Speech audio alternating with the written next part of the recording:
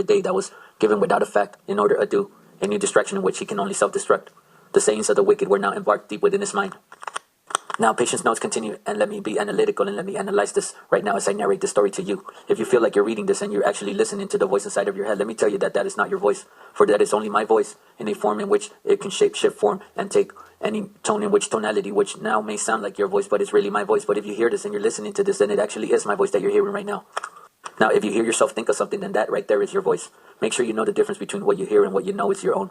Now, wait, my very own mind could not ponder the fact that I couldn't wonder the belief of this non-fictional story to become horror in a way that was gruesome in order for me to be true to me in the sense of it all. Let me tell you that I want to introduce you into the mind behind the creature you now have created an image of. And that creature is the monster as Richard Holleran knew. But you weren't thinking of him like that because he only became to be so after you found out what was really hidden within his heart, that secret he held ever so close. The lights were on when no one was home. I mean, you couldn't help but wonder why he wouldn't find a way out of this hole that he had dug. I mean, I thought we were digging my grave, he heard for a second. Now the voice in his head told him, we were, Richard, we were. I mean, last name Holleran, first name Richard. And what we were doing, we were digging our grave. I mean, we tried to commit suicide and bury us alive. But who would cover us with the dirt at the end of the day when we were right there in the pit 6 feet below in a coffin that didn't have a lock but had a key? I mean, what was the key for? You see, this type of story don't make sense in the end.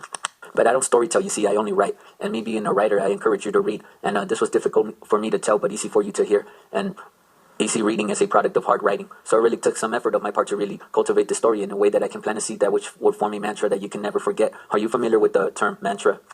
Well, making up definitions in the mind is something I have normally been accustomed of doing, but this is how it normally goes. What's your definition of a mantra? Okay, Richard Holleran couldn't think of that matter. He really couldn't think in that formal way. I mean, he really couldn't conversate with the ongoing voice that was inside of his head. He would normally listen to the orders and then obey. He felt the voices in his head were telling him, all right, who you gonna kill? Who you gonna burn? Who you gonna stick your knife